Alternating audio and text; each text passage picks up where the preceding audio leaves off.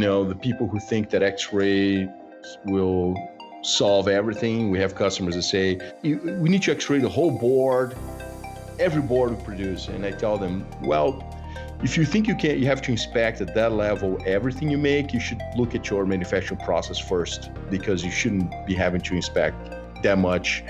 And then on the other end of the spectrum, we have people who are amazed by what X-ray can produce and can deliver, especially as we evolve in creating the bridge between data and information, right? So not only we can produce data and spill out images, but we can also produce information. So insights on the manufacturing process and where that specific problem that we see with the X-ray image might have happened, right? So if it's a printing issue, a reflow issue, or pick and place issue, we can say, hey, go back to your printer and make sure that stencil was properly cleaned, or maybe there's a damage on the stencil itself that has to be addressed. That's my guest, Dr. Bill Cardoso, next on Reliability Matters. Welcome to Reliability Matters, a podcast for the electronic assembly industry. Each episode covers topics related to reliability, best practices, and environmentally responsible assembly techniques, with insights from experts across the electronic assembly industry. Now, here's your host, Mike Conrad. Bill started his first company in Brazil at age 17 and sold it a few years later to move to the U.S. to work for the Department of Energy's Fermi National Accelerator Laboratory to do nuclear and high-energy physics research. As the department head for systems engineering, and after a 10-year-long career at Fermilab, he moved from Chicago to Southern California to start Creative Electron from his garage. Bill was what could be described as an early achiever, earning his associate's degree at age 13. Bill earned a Bachelor's of Science in Electrical and Computer Engineering from the Federal University of Rio Grande do Sul, and a Master's of Science and a Ph.D. from the Illinois Institute of Technology, and, if that weren't enough, an MBA from the University of Chicago's Booth School of Business. Here's my conversation with Dr. Bill Cardoso. Bill Cardoso, welcome to Reliability Matters. Thanks so much for being my guest today. Thanks for having me. A pleasure to be here. I'm glad you're here. So you and I share two things in common. Number one, we both started our businesses out of our garage. Yeah. And we both had really bad timing when we started our businesses. Or great timing. Well, right? it turned out great. It turned out great. But I started my business in 1992, and it's important to note for those who don't know, we build cleaning machines that clean circuit boards. And right in 1992 was the very beginning of a new technology called no clean flux that doesn't have to be cleaned. So we started coming out with cleaning machines as people were switching to a technology that did not require cleaning machines. So go figure. But if you start at zero, you start at zero. Exactly. Even if you're like minus 10, you're down in the well. But it took a while to get up to the ground surface, and eventually, cleaning became quite mainstream again. Tell me about your experience. 2008, I think you started. 2008, yeah, the biggest recession or depression in history. Now, let me ask you something. How long before your wife kicked you out from the garage? About a year or so. She kind of gave me an ultimatum. Find a building or find a new wife, and. Yeah, I paused for a moment, but no, it was an easy decision. We found a building, and we started that whole progression. I'm sure you've been there, where you start with a little 1,200 square foot, 1,100 square foot multi-tenant business park, and then you get the unit next to you and knock a hole in the wall, and then you get the unit next to that, and eventually you move, and you start climbing the real estate ladder. Exactly. Yeah, when you get to 5 or 6. In your company is a maze, right? And employees get lost going from one switch to the next. Yeah. To move to a bigger building. Yeah. In my case, it was about 3-4 months after I started in the garage that my wife told me, you know what? I think it's time for you to get a building. And it worked out really well. I think made the right choice and stayed with the wife instead of keeping the business in the garage. For us, it was a It's an interesting time, right? 2008 was a time where a lot of companies were shrinking, right? They were laying off people because business had basically disappeared. I mean, for those that are listening to us, they're too young to remember 2008. It was a massive crash in the real estate market that shook the financial infrastructure of this country to its core. So it was hard to get along. Everything was hard, right? And the good side of starting a business in the middle of a crisis, and we're in the middle of a crisis right now with this pandemic. So people listening who might be thinking about starting a business and they think it's too hard, well, look for opportunities, right? This disruptions always create gaps that if you can identify them, you can be very successful servicing customers that might right now be neglected by established businesses, right? And that's the gap that we're able to find. Once established business at the time were in distress, customers were no longer, they couldn't receive the level of service that they were used to, and that's where we filled in. And we started in a small, at the time it was a fairly small niche in counterfeit detection, developing machines, to find fake electronic components, and then from there we were able to really service the market really well, and we still work with a lot of, we still do a lot of counterfeit detection. And then from there, we're able to go to electronics, PCB inspection, and, keep growing from there. And like what I like to say, right, Mike, when your market share is 0%, it's very easy to grow 1,000% a year, right? Exactly. Oh, your first sale is an amazing statistic, right? You go from 0 to 1. It's infinite. Yeah, exactly.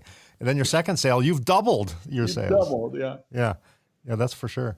Growing a business is not for the faint at heart. I often say when I'm asked to speak to like students and things like that about entrepreneurship, that it takes a set of very specific skill sets to start a business from nothing. And that includes arrogance, ignorance, ego, naivety, luck, and money. And usually money's not part of it.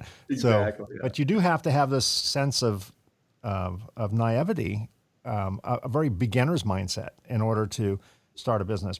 And you also have to have a very terrible assessment of risk. Yeah. 70% of all businesses fail within 10 years. 25% fail year 1, 50% fail year 5. Mm-hmm. So if that were a table game in Las Vegas, you would never sit at it. Even, no matter how many free drinks they give you, you will never sit at that game because, that's terrible odds. But, some come out the other end. Not a low percentage, but definitely some come out of the other end. And you're one of those.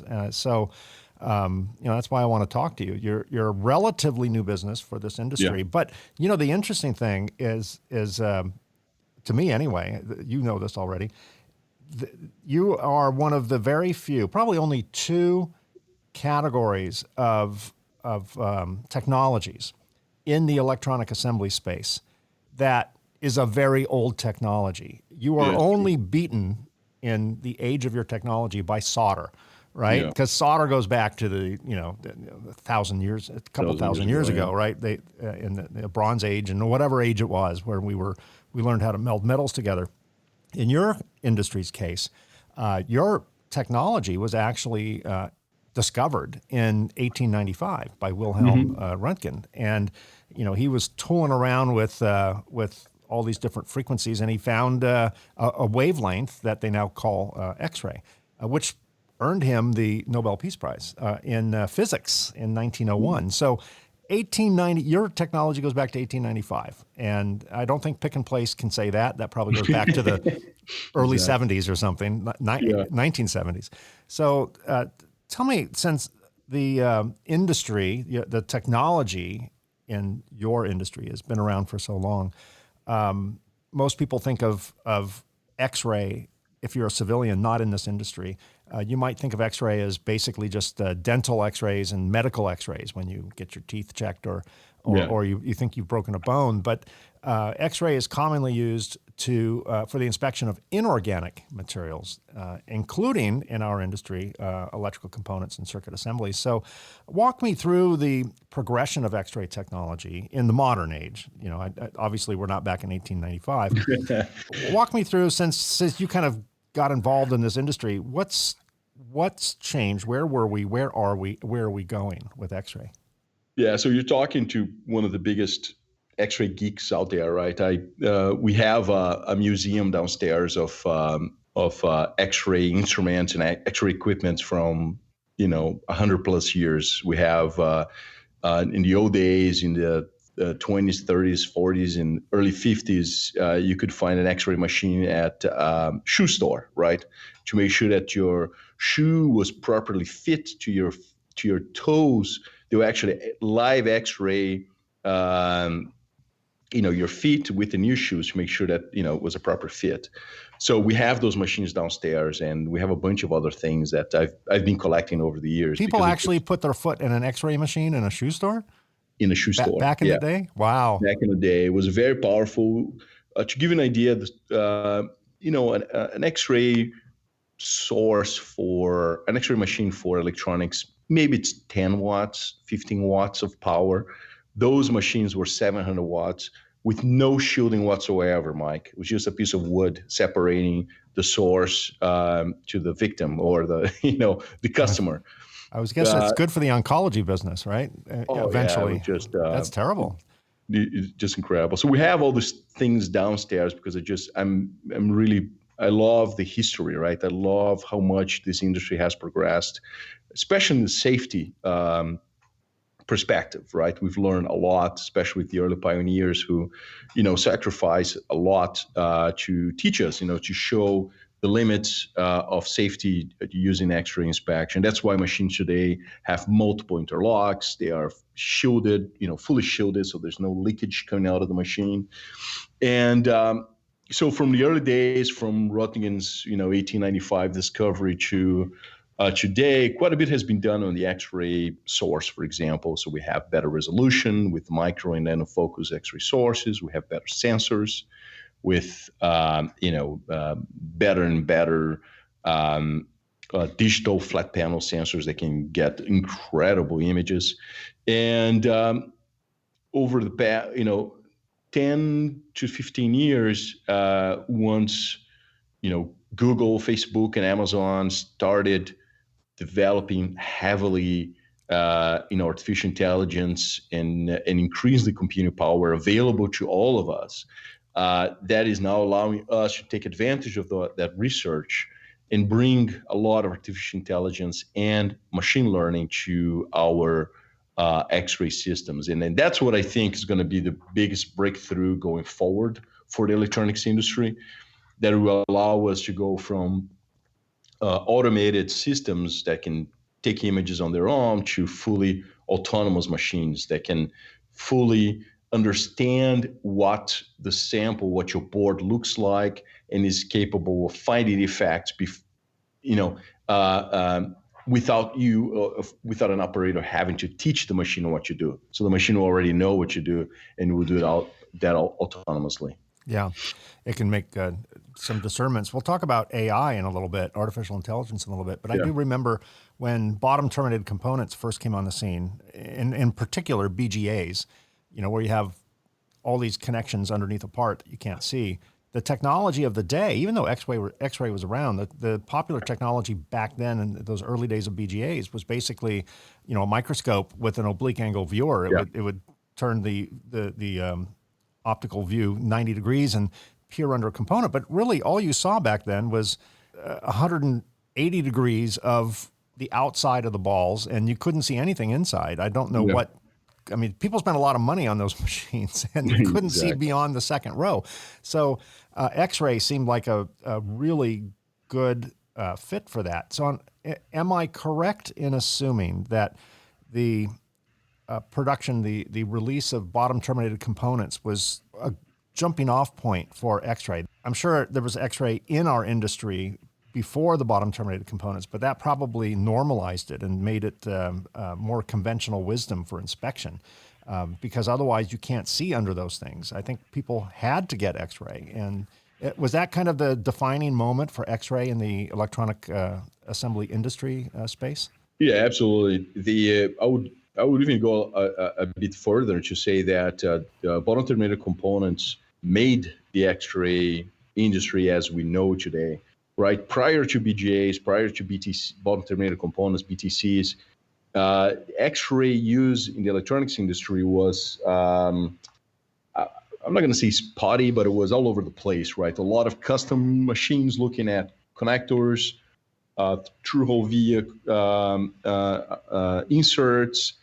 So it wasn't really well defined. And prior to the BGA revolution, you'd find that X-ray machines were fairly customized for each customer. So an X-ray company like ours would make a machine for company A and another machine for company B, and so on and so forth. Once BGA was established as the standard package for a lot of active components, it activated our ability as an X-ray company to make one standard machine and sell hundreds and thousands of times, right? So with that, it really created a market for X-ray systems that we didn't have before. Similar to airport scanners, where one airport scanner can be used in 1,000 different airports around the world. Now we have one X-ray machine that can be used in 1,000 EMS companies around the world, and they all are looking at the same well-conceived problem, right? It's a bunch of balls under a package that you need to look for voids, shorts, opens, heading pillow, cracks, and any other assembly issues you might have. Let's play Mythbusters for a second. Awesome. I love that show. Yeah, me too. Are there any common misconceptions of X-ray or its capabilities? In other words, do people say, we have this problem, X-ray will solve everything, and it doesn't, or they think they don't need X-ray when they really do? Bust some of those myths for me. Yeah, so we get all of those. As a matter of fact, we have the people who think that X-ray will solve everything. We have customers that say, "Oh yeah, we're making we need to X-ray everything. We need to X-ray the whole board, every board we produce." And I tell them, well, if you think you have to inspect at that level everything you make, you should look at your manufacturing process first, because you shouldn't be having to inspect that much.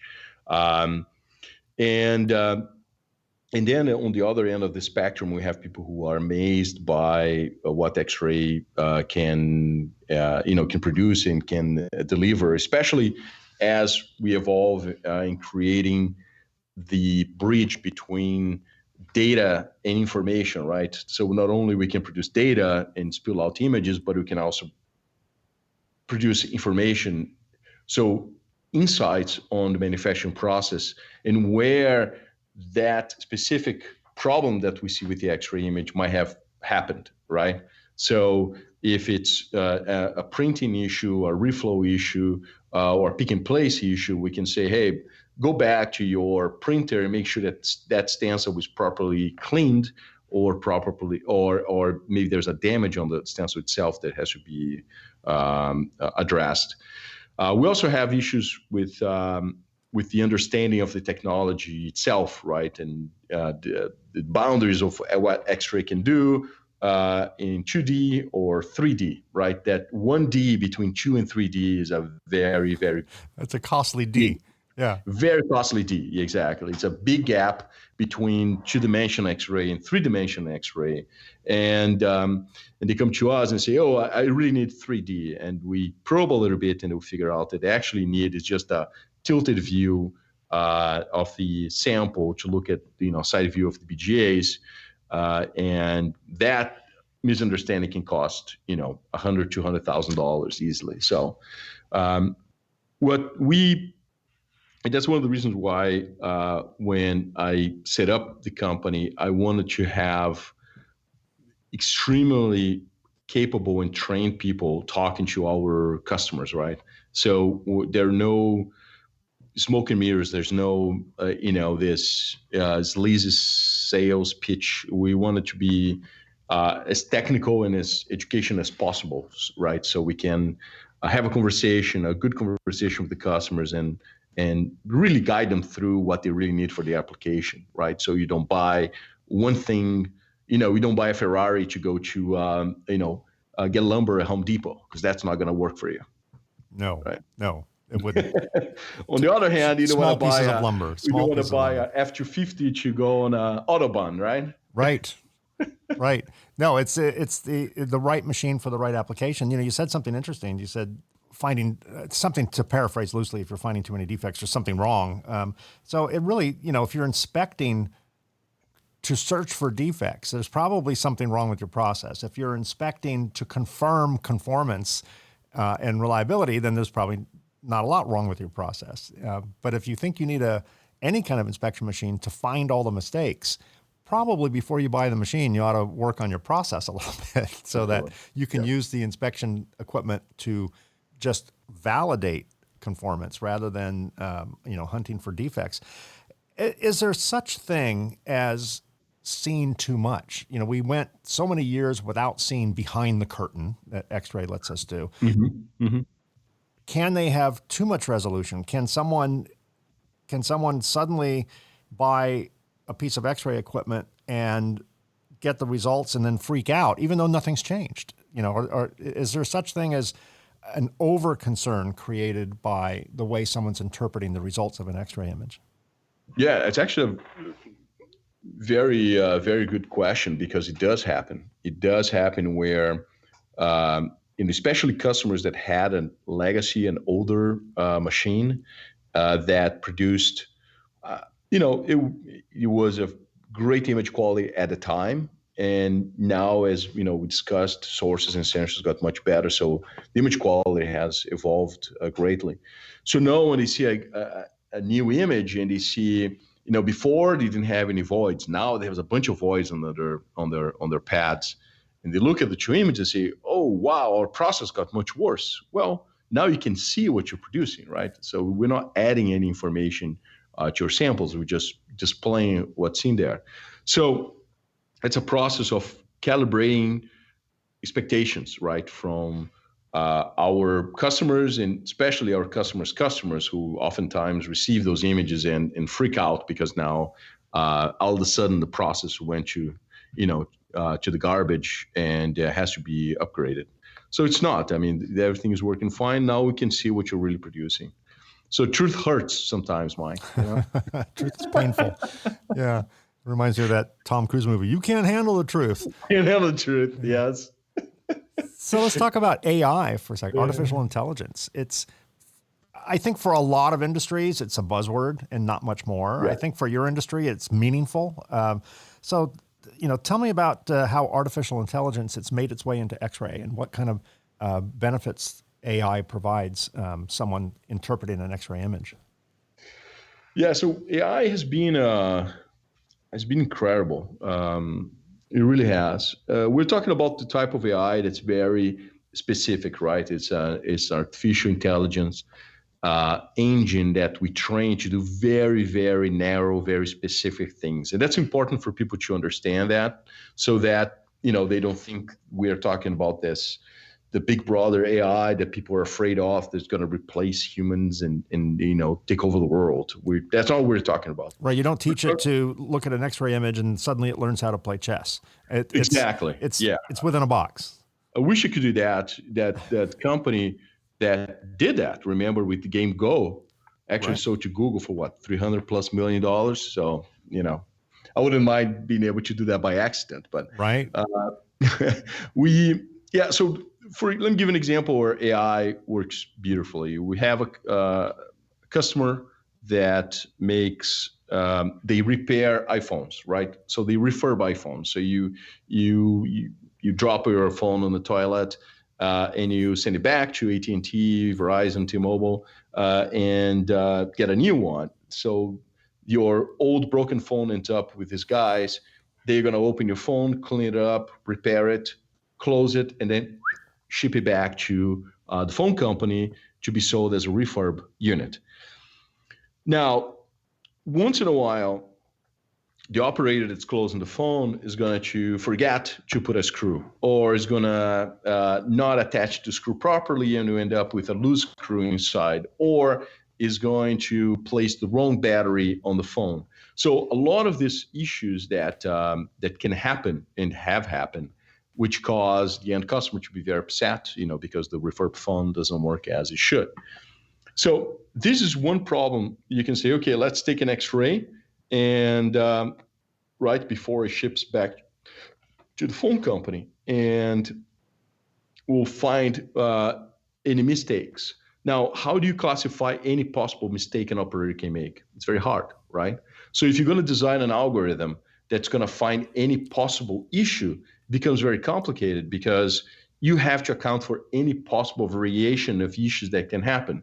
With AI, it allows us to run an algorithm, and we train them to look and see what a good phone looks like. So we train and say, this is a good phone. And we put 20, 30, 50 images of what a good phone looks like.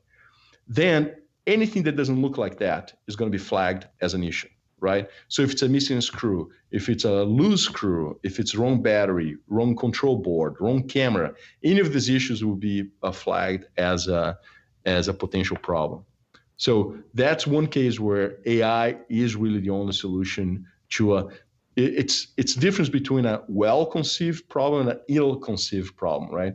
Well-conceived problems where you can, draw a box around the problem, and it's very well defined, and you know how to solve it. BGAs, you have the balls, you have voids inside the balls. If the balls are touching, it's a short, very well-defined problem, well-conceived problem. An ill-conceived problem is one where you don't really know what's going to happen, right? It can be a bunch of different things and a combination of them. And that's where, going back to the example, the game of Go could only be automated using AI, right? Chess is a well-conceived problem. And the combinatorics in chess are much, much smaller than the game of Go, which are, they're more plays than the number of stars in the universe, right? Right. Chess is not an infinite variety of moves. It is a chess defined you can train a computer, like the HAL. The IBM not HAL. computer. What's IBM's? Watson. Watson, yes. Yeah. And now with HAL's AI, HAL's the computer that kept the guy in Space Odyssey, wanted to shut down. HAL was like the scary side of artificial intelligence back in 2001 Space Odyssey. Yeah. Watson's the chess player. Yeah. So, we talk about AI interpreting results, which is great because it takes the human error factor out of it. And AI just gets smarter. It doesn't get dumber. You build on it. But are there, when I think of the medical uses of X-ray, there are an entire field of specialists, radiologists, that will examine an X-ray image. Even the doctor who orders, or maybe a CAT scan is a better example, or an MRI, it's a digital image, and even the doctor that prescribes it isn't the person generally that interprets it. It's interpreted by someone with a lot of training and a special degree.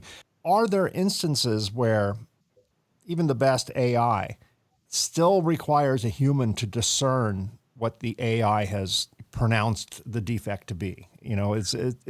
Can AI be tricked? Is a human eye ultimately maybe not as good at repetitive things, because we tend to, if there's always a screw in hole number 3, and then suddenly there's not, human nature is to just see a screw in hole number 3, right? Because they're used to it, where AI will catch that. But are there instances where it still comes down to the human to make that final decision, and a human is better at AI in certain instances?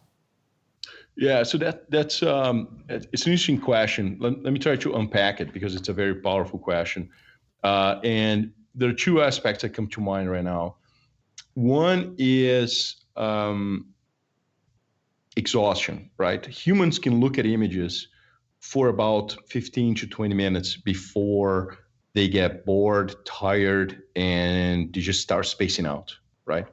So if you have someone looking at images, any images, X-ray images or optical images, infrared, doesn't matter. If you have someone looking at those images for a longer period of time, you end up having quickly reduction in their ability to catch things, right? And that's been studied by, lots of different researchers, and it's something that happens, especially nowadays with cell phones. You're looking at the image for 10, 15 minutes before you're looking at Facebook and Instagram, and things start passing and you don't catch anymore. So that's one thing. AI and other computer algorithms, they don't get distracted, right? They're going to perform as well in minute one as in minute 5,000. There is a recent research by Stanford Medical School, and they were looking at the ability of radiologists to catch issues with X-ray images versus AI-trained algorithms, engines, to find in looking at the same batch of images. And what they found is that, if I remember correctly, the physicians were in the 92, 93% accuracy in the probability of finding, what the issue was. AI was in the 91%. So lower than a human, but, getting close. But if you add both, as I said, AI only gets smarter, right? Humans don't always get smarter. History tells us that, but AI But if you combine builds both, on it. They were in the 97%. So that ability of combining an algorithm, right, and using that to assist a human to perform better is very powerful. Mm-hmm. And that's something that AI engines use regularly to improve, and that's the machine learning part of it, is you learn what the humans are doing, how they are making decisions, and in using that to improve in their accuracy. No, very, very interesting. Very interesting discussion there. I am familiar with that article. That was the genesis for the question, and it was surprising to me that it still came down to humans. But I give it time. And I think Hal and Watson will catch up. So when I think of X-ray in our industry, I think of inspections of the integrity of solder connections underneath bottom terminal components. But I know it has other applications too. And I saw a interview with you recently where you were talking about parts counter.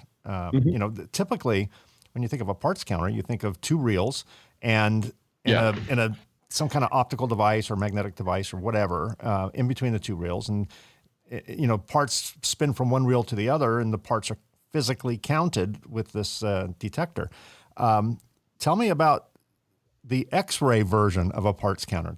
Explain the differences to me. Yeah, so that's it's an interesting application of X-rays, and it's fairly intuitive, right? So instead of unreeling from one, components from one reel and reeling back in another reel, and then you have to bring it, to original reel after you're done. And most of these manual counters, or even the automated counters that do this process, they are counting basically the holes on the tape, right? And you put the pitch, and it kind of assesses how many components are in the reel. The X-ray parts counter, instead, you don't have to open the reel at all, right? You put the reel, can even be sealed flat on a stage, and there is a big detector. It's usually 17 by 17 inches that can take an image of the whole reel in one shot. And then we have an algorithm that counts the little blobs, right? Each blob is a component. So you count how many blobs are in the image, and you have your counts right there. So it's faster, right? It can count in a matter of seconds instead of minutes. You don't have to open the reel, so you don't have the the risk of losing components or damage the tape, right? Which is all those parts have. And The only problem, of course, is price. It's expensive. It's much more expensive than one of those old style counters. So X-ray parts counters, they don't work for everyone, right? If you're counting a couple of reels a day, by all means, use a manual. Right. Don't waste your time with an X-ray because you're not going to get your return on investment anytime soon. But if a lot of EMS companies, when they do countbacks, right, when they bring reels back before they put in inventory, it's beneficial for them to understand how many components they're actually putting back in inventory. Because what happens from time to time, that's one of the reasons we developed this machine. What happens from time to time, they think they have 1,000, 100 nanofarad capacitors in stock, and they actually have 900. And they find that out halfway through the run. And in that process, they end up with line stoppage. With the shortage of components we have in looking at lead times in the 30, 40 weeks like we had before, I don't know how they're doing right now, but I can't imagine any better. That became a big issue and a big pain. And then with the pain comes the motivation to make that investment. Is there such thing as a miracle X-ray machine that can be used, the same box can be used to inspect under BGAs and be used to count components on reels? Or are they so different in the internal workings that they have to be separate boxes? You just described the Swiss Army knife, right? Mm-hmm. Exactly. The Swiss Army knife does everything, but it doesn't do anything well, right? True. It's if not. If you ever tried to turn a screw with the screwdriver attachment, it's awful. Yeah, exactly. I hear you. Or the little tiny scissors, the little tiny miniature Barbie scissors that come with it. Exactly. Yeah. So, there are Swiss Army X-ray machines that can count parts and look at BGAs, but they're not going to do anything well. Right. It's going to be like a Swiss Army knife. It's going to be limited on everything you do. Fits in your back pocket, but you're not cutting down trees with it. You're not cutting down trees, and you're not, it gets you by. You might be able to survive an audit, right? Right. But it's not gonna get out. Well, sometimes people buy equipment, particularly inspection equipment, just to point to it when the auditors come by. They don't actually use it. They just point to it. Say, check off the list. And we're benefactors of that. We sell cleanliness testing inspection equipment. And I'm convinced some of our customers, very few, but some of them I don't think ever plug it in. It's just there to satisfy a checkbox on some audit list. Hey, this is a little off topic, but I saw an interview with you where you said something that just resonated with me because we do the same thing, although not quite as literally as you do. You talked about your supply chain, and you have reduced geographically your supply chain down to a 600-mile range. All the parts you buy for your equipment, you acquire it from vendors no more than 600 miles away. That is an amazingly tight supply chain. Tell me the motivation behind that and what kind of benefit that provides Creative Electron. I know you went through the same process, right? When you're starting a company and you have choices, right? Then you can. And as an entrepreneur, right, you have the option and you have the choice to optimize several different things in your company. One of them is cost of goods sold, right? So your COGS, you can say, you know what, I'm going to trim my COGS as much as I can. And one of the ways you can do that, you can, for example, go to Asia and get, in our case, we much like you do, is we have cabinets, right? Big cabinets. They're heavy, expensive. And, we could have said, you know what, we're going to go to China and we buy a bunch of cabinets at a time and we import them at a lower price. Or you can say, you know what, I'm originally from Brazil, right? US, I know it sounds corny, but this is a country that I migrated to in the late 90s and gave me a lot of opportunities. So to have a local supply chain where we create local jobs, right? We put money back in our community. We grow with our city and our families and schools, etc. Means something to me, right? Means It's the very, very, very small way that I have to give back. Could I make more money by making other options? Absolutely. Yeah, we could be more profitable by, as I said before, we can go to China and buy cabinets at half the price. But we choose not to do so because, I have this belief that, in my case, I want to give back to our local community. So we keep things local.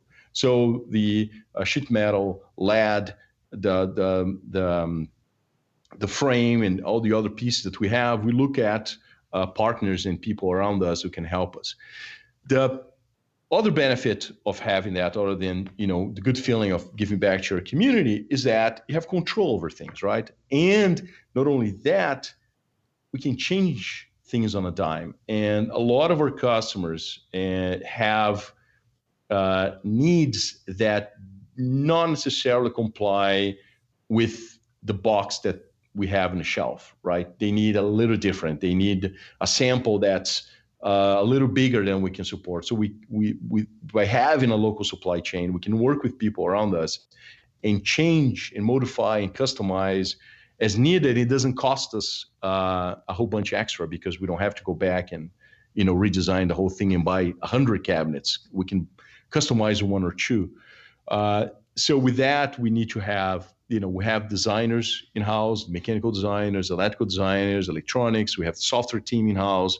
So we keep everything in-house so that we can, turn on a dime and respond as needed by our customers, which are very, much like your customers, Mike, they're very demanding. They want things done yesterday, right? Sure. If not before. Yeah. Yeah, and that's why they come to us, right? I mean, that's the only reason I can justify having an X-ray company in San Diego, Mike. Otherwise, right? It doesn't make any sense. That's right. Exactly. If you don't have the ability to customize and meet absolutely insane demands from your customer, you shouldn't be in San Diego. You shouldn't be in California, right? Right. You know that well. Right. Yeah. Go to some flyover part of the country and get a little shed there and build there if you were just in it for that.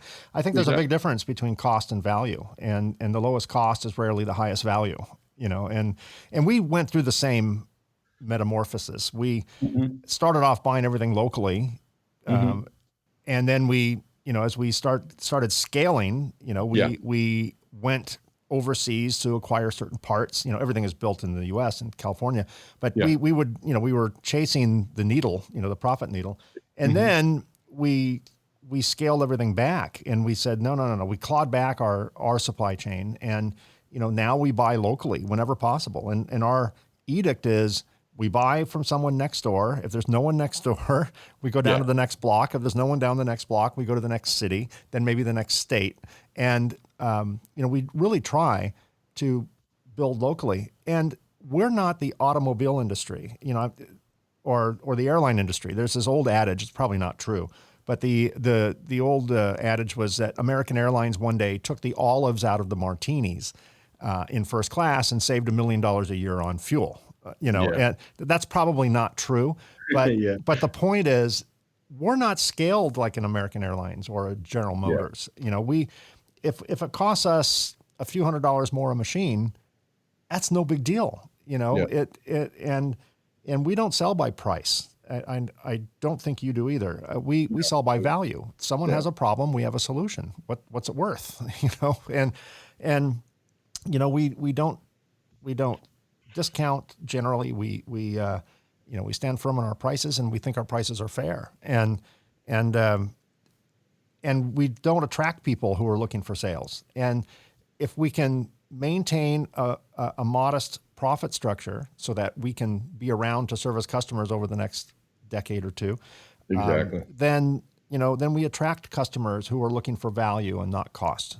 And it works well that way. And then you can afford to build businesses in or build equipment in San Diego and purchase locally when you can save 20% if you purchased it overseas. But you get a better product, you get a better relationship with your vendor, you get better support from your vendor than you do someone on email from Alibaba, right? So exactly. And I have it's a process, right, Mike, that you have to go through as a business owner to understand that not all customers are your customers, right? That's right. Well, Not all that customers takes are a while to customers. get to that stage. That's not the way I started the business. I thought everyone was my customer, but Exactly. or should be. Anyone with some money in their pocket, right? You want to Exactly. serve them. You got to work out a way to make it happen. But then you realize that, and I have no problem telling when we talk to customers, like if you're looking for the absolute cheapest piece of equipment, we are not it. Let me give you some Alibaba links and go at it, right? Yeah. Go at it. I mean, They'll be back knowing eventually. what the pros and cons are, which is service, quality, et cetera, but you have to meet those customers who have some shared values, right? And understand that they want to buy a piece of equipment that's going to be around for 10 years instead of 10 weeks, right? And, Yeah. and there's everything out there, and their customers are looking for the box in the corner they can point to and say, "Oh, we have that." Which, by the way, Mike, there are companies companies overseas that sell you the cabinet of an X-ray machine, just the cabinet, for about $500 to $1,000. Wow. Just the cabinet, right? Nothing inside. It's completely empty inside. And those are cabinets that you put in a corner just for audits. People walking by and say, "Oh, look, I have one right there." There it is. See? Yeah. Don't make me turn it on. Don't make me No, turn he it on. turned it on. Oh, wow. The guy who knows how to operate it, he's taking a day off today, so he can't turn it on. Sorry. Yeah, that's funny. But there's everything out there, right? Oh, absolutely. Going back to your comments on price and our discussion on price, I find that people who pay the least expect the most. Yeah. And they're very expensive customers. And they're not partners. They're demanding. But people who don't lead with price, people who lead with problem solution, generally our relationship with those customers are more partner based. Even if there is a problem with the equipment, they work with us, they help us, they give us advice, and recommendations, and we're in it together. And that seems to be a much better relationship than someone who just put you through the mill and beat you up on price and high five. They paid 30% less than the next guy, but then all of a sudden they're very demanding. You make no money on them, but you have to service them for the next several years. So exactly, our company wouldn't be, and I'm sure you can say the same. Our company wouldn't be what it is today without some really amazing customers who helped us, right? Absolutely, through the process. And what's interesting is that they got a lot of value from us as well, because they got a product that a lot of times doesn't exist in the market anywhere else, right? Right. Because we're able to develop with them solutions that really cater to their needs and solve their pain, which they wouldn't be able to find anywhere else, right? Just buying a box that does what it does, and it is, right? There's no other options. So, Bill, what are your predictions over the next 1 to 5 years for our industry, for your industry, for our general industry at large? Where do you see us going? It's a timely question, right? I mean, if you had asked me this 6 months ago, the question whole different answer. Exactly, different. Whole different answer, right? So clearly 5 years from now, God willing, we're out of this pandemic. This is a blip on the big screen radar, but including the whole pandemic thing, where do you think we're going to, how are we going to do through that? How much longer do you think it's going to last and impact business? And then where do you see us going after this? Let me start focusing on the positives, right, of this experience. Awesome. Right. And I know people like to talk about the negatives, but let's talk about the positives. We've been, as an industry, talking about automation. We've been talking about Industry 4.0 ad nauseum for how long now? 5 years, 10 long years? Time. Yeah.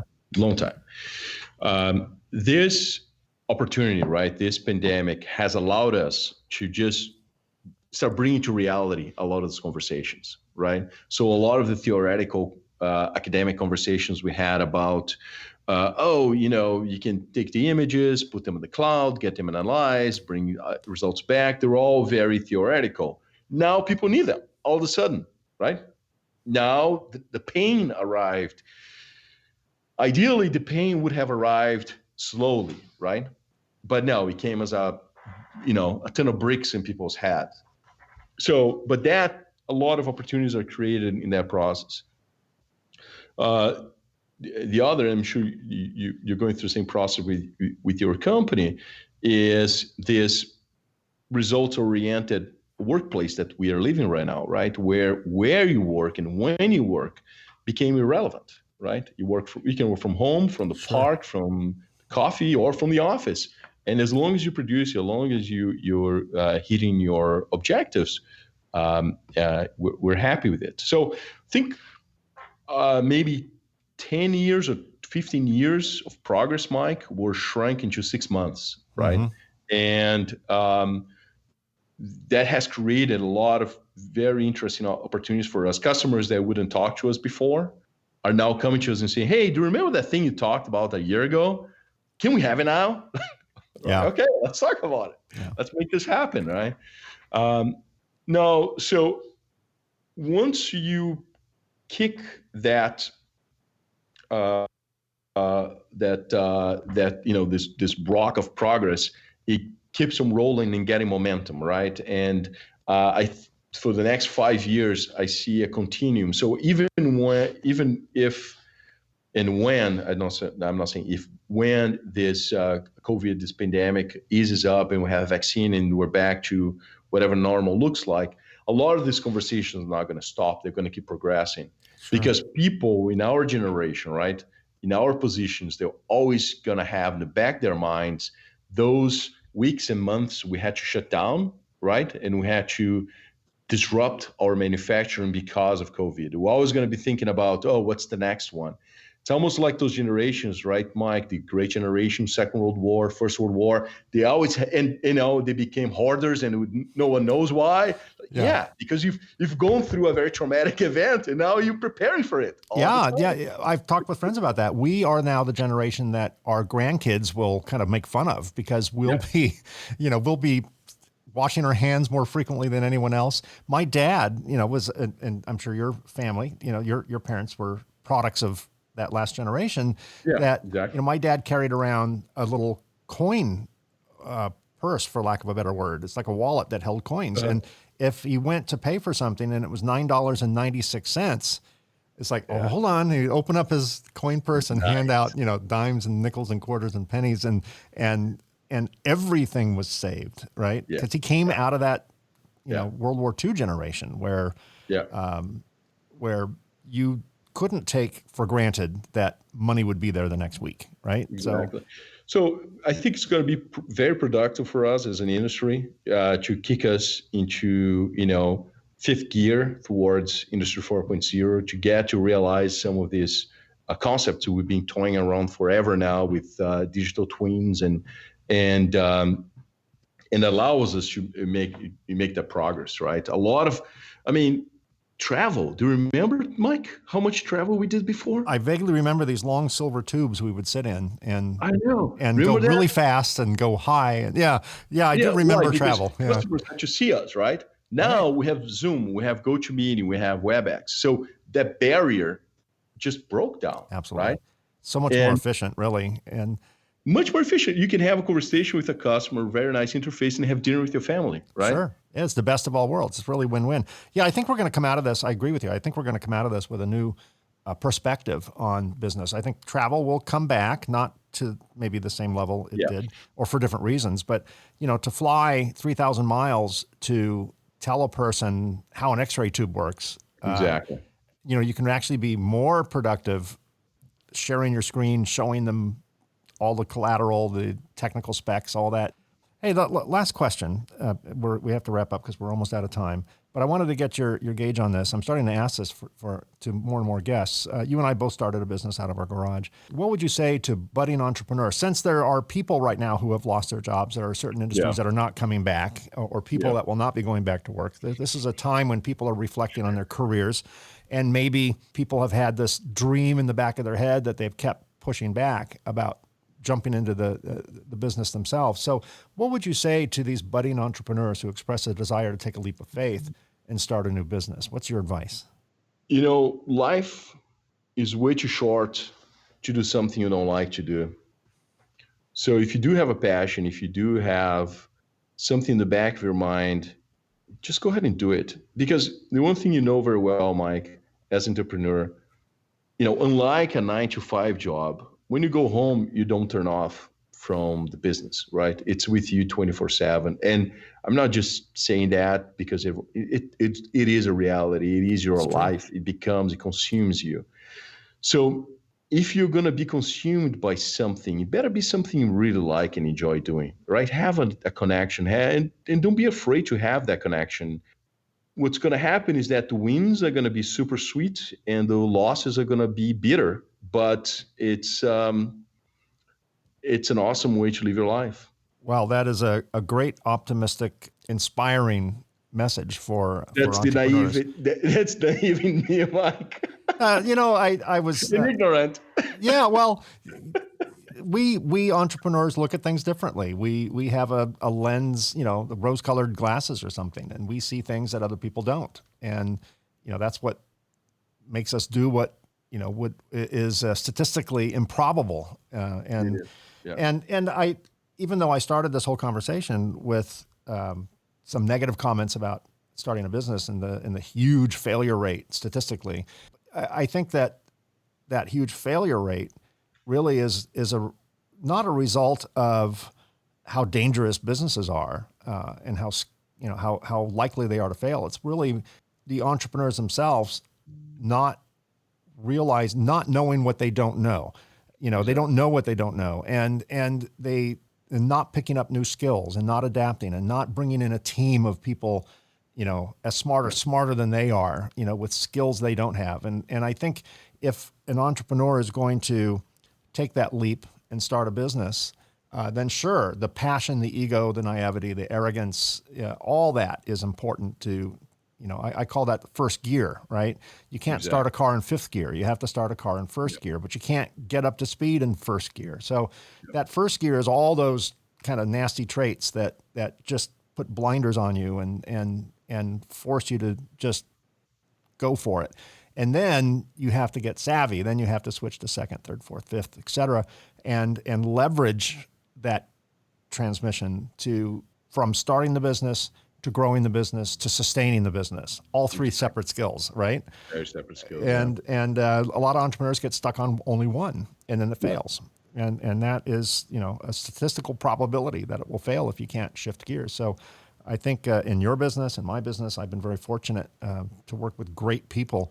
Absolutely. And that's what allows us to go through the gears and get up to the sustainability mode after all these years. So Bill, thank you so much for being my guest today. This is a great conversation. I love talking with you. I wanted to talk to you for a while, and I'm glad I was able to pin you down and get on your schedule. Man. It was awesome. Thanks so much, Mike. And I can't believe it's been an hour already. I know, it goes by fast, right? I used to do all the coding for our equipment, back in the day. I can't really call myself a coder, but I couldn't afford a coder, so I did all the coding for our early machines. And my wife would call it software time. I'm writing code, and she'd go, "How much longer?" And I go, "I'll be done in an hour." And then literally like 7 hours later, it's like, has it been an hour? It's been an hour. It's like dog ears, right? It's crazy. Yeah. So I think just being in business does the same thing. I started my business 28 years ago, and it just seems like, in some ways 28 months ago, it's like yesterday. It just, time flies. Yeah, keeps you fresh, right? I guess time flies when you're having fun, right? This is the thrill ride. It's does. A thrill ride, complete with screams and unexpected drops and all sorts of stuff. I'd like to call business a video game with different levels, right? So you start off with 5 lives, and then you pass your first level, and you have 2 lives left, and then you get to the 3rd level, and you have 1 life left, and there's more monsters and more trapdoors and more whatever, more peril. Business is that way. Every year it's like, who would have thought in February that, the next month we'd all be shut down? I mean, exactly. Who would have thought that? Yeah. Oh, well, bring it on, right? Bring it on. Exactly. Yeah. Well, thank you, Bill. Thank you, Bill, so much. I wish you, I don't think I need to, but continued success. I love the way you run your company and the novel approach you take to running that business. Thank you so much for being my guest, and stay safe, stay happy, stay healthy. You too, Mike. Thanks so much. Thank you. Well, that's another episode. Thanks for listening to the Reliability Matters podcast. Don't miss an episode. Subscribe to Reliability Matters on Apple Podcasts, Google Podcasts, Spotify, iHeartRadio, or wherever you get your podcasts. A special thanks to Circuits Assembly Magazine and Ascendo Reliability for syndicating this show, and where you can listen to this and other interesting podcasts on pcbchat.com and reliability.fm.